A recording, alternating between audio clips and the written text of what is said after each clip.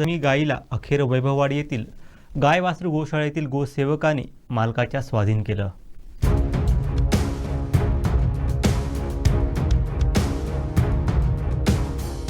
मालवण शहरात एका गायीच्या पायाला दुखापत झाली होती। पायातून रक्त येत असल्यानं त्यावर उपचारांची गरज होती। सामाजिक कार्यकर्त्या शिल्पा खोत यांनी वैभववाडी येथील गोशाळेशी संपर्क साधला।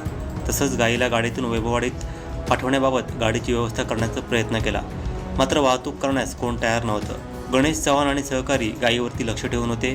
गाडीची व्यवस्था होत नसल्यानं अखेर वैभववाडी खांबाळे येथील गाय वासरू गोशाळेतील गोसेवक प्रफुल्ल पवार, निलय शेरे आणि सहकारी ही गाडी घेऊन मालवणला आले। तोपर्यंत गाय मालकाचा शोध लागला आणि गाय मालक ओमकार डोईफोडे यांच्याशी संपर्क झाला। मालवण येथील व्यापारी राजपूत आणि गाय वासरू गोशाळेचे गोसेवक यांनी जखमी अवस्थेतील गाय मालकाच्या स्वाधीन केली। नमस्कार, गाय वासरू गोशाळा वैभववाडी मगाशी आपल्या ग्रुपवरती जसा व्हिडिओ पाठवला होता राजपूत साहेबांनी, ते स्वतः एक खूप मोठे असे गोप्रेमी आहेत आणि त्यांनी त्या गायीचं दुःख त्यांना अनावर झालं होतं, त्यासाठी त्यांनी एक व्हिडिओ काढून आपल्या ग्रुपवरती आणि फोटोज पाठवले होते। ती गाय तुम्ही मागे त्यांनी बघू शकता।